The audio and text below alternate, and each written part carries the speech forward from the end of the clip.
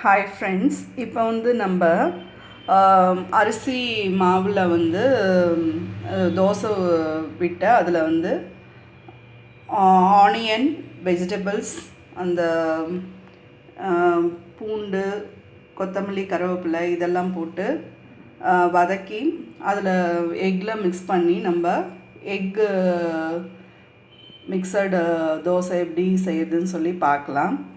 First வந்து இப்போ வந்து இதில் வந்து ஒரே ஒரு எக்கு, அதில் வந்து பெப்பரும் மஞ்சத்தூள் உப்பு போட்டு நான் வந்து கலக்கி ரெடியாக வச்சுருக்கேன். மாவும் ரெடியாக இருக்குது. இப்போ வந்து இந்த வெங்காயம் கொத்தமல்லி கருவேப்பிலை ஒரு 3 பூண்டு வந்து நல்லா நொறுங்க நெசுக்கி வச்சுருக்கேன் பாருங்கள். அதே போல் கொஞ்சோண்டு கேரட், கொஞ்சோண்டு கோஸ் நல்லா பொடியாக நொறுக்கி வச்சுருக்கேன். ஸோ இதெல்லாம் வந்து ஒரு வானல் வந்து எண்ணெய் காய வச்சு அதில் நம்ம போட்டு நல்லா வதக்கி எடுத்துக்கலாம். இப்போது வானல் நல்லா காஞ்சிருச்சு.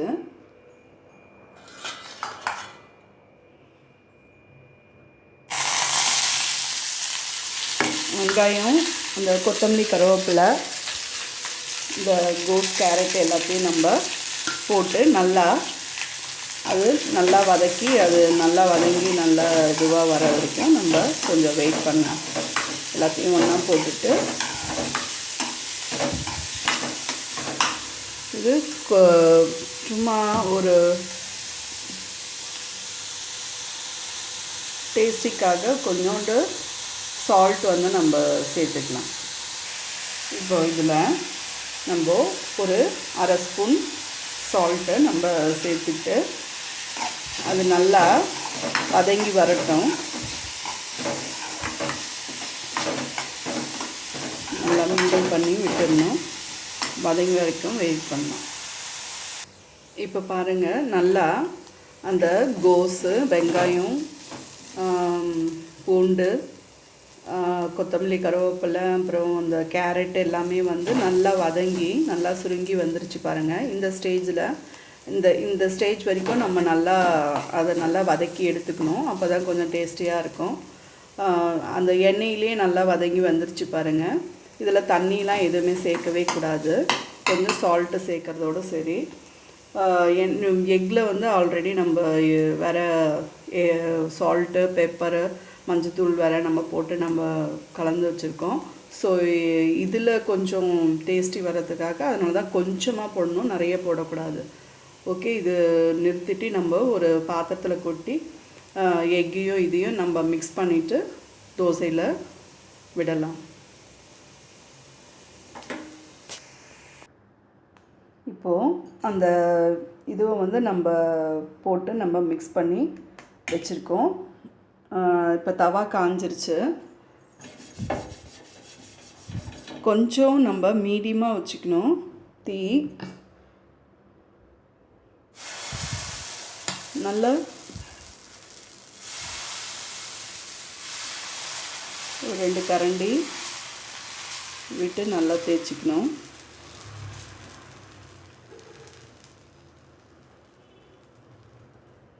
தேய்ச்சிட்டு நம்ம நார்மலாக எப்பவும் நம்ம எண்ணெய் நம்ம தேவையான அளவு தோசைக்கு நீங்கள் எவ்வளோ விடுவீங்களோ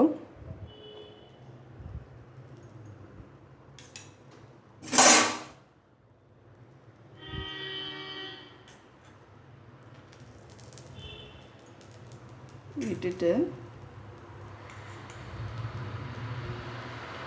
இப்போது நம்ம இதை வந்து மேலே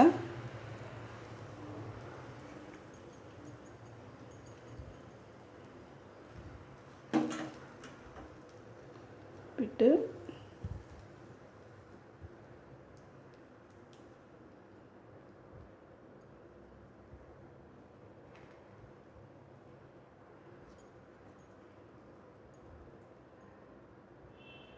நல்லா அந்த காய்கறி, அந்த ஆனியன் எல்லாம் நல்லா பரவி விட்டு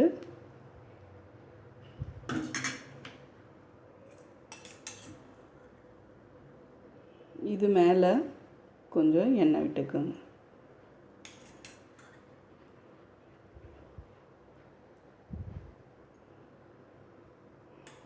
விட்டுட்டு இது கொஞ்சம் சிம்மில் வச்சுட்டு நல்லா இந்த மாதிரி ஒரு அதாவது மூடி இந்த ஆப்பம் மூடி அந்த மாதிரி இருக்கும் இல்லையா, அதை வந்து நம்ம மூடி வச்சுட்டு நல்லா கொஞ்சம் வெந்து வர வரைக்கும் நம்ம வெயிட் பண்ணலாம். இப்போது பாருங்கள், ஒரு 5 மினிட்ஸ் விட்டிங்கன்னா ஃபுல்லாக ஸ்டவ்வை வந்து சிம்மில் வச்சிடணும். வச்சுட்டு நம்ம அதை மூடி வச்சிட்டிங்கன்னா ஒரு 5 மினிட்ஸ் கழித்து இது பண்ணிங்கன்னா இங்கே பாருங்கள் நல்லா வெந்துருச்சு பாருங்கள். வெந்துட்டு பின் சைடும் நல்லா முருவலாக நல்லா வந்திருக்கு பாருங்கள். ஸோ அவ்வளோதான், ஸ்டவ் ஆஃப் பண்ணிவிட்டு நம்ம சர்வ் பண்ண வேண்டியதுதான். ரொம்ப ரொம்ப சிம்பிள். இந்த வெஜிடபிள் இதெல்லாம் வந்து ரொம்ப பசங்களுக்கு நல்லது, எக்கும் நல்லது. ஸோ எக்கில் மிக்ஸ் பண்ணி இந்த மாதிரி தோசையும் பசங்க விரும்பி சாப்பிடுவாங்க. ஸோ எல்லாம் மிக்ஸ் பண்ணி உங்களுக்கு இந்த மாதிரி கொடுத்தீங்கன்னா கூட பிள்ளைங்க ரொம்ப விரும்பி சாப்பிடுவாங்க. ட்ரை பண்ணி பாருங்கள் ஃப்ரெண்ட்ஸ். இப்போது ஒரு பிளேட்டில் நான் எடுத்து வச்சுருக்கேன், நல்லா கிட்ட காட்டுறேன் பாருங்கள். ஸோ ஈவினிங் டிஃபன் மாதிரி செஞ்சு கொடுத்தா பசங்க ரொம்ப விரும்பி சாப்பிடுவாங்க. வேலைக்கு போயிட்டு வர லேடிஸும் டக்குன்னு கூட செஞ்சு சாப்பிட்லாம். ஓகே, ப்ளீஸ் என்னோடய சேனல் ஃபாலோ பண்ணுங்கள். Okay friends, very thanks.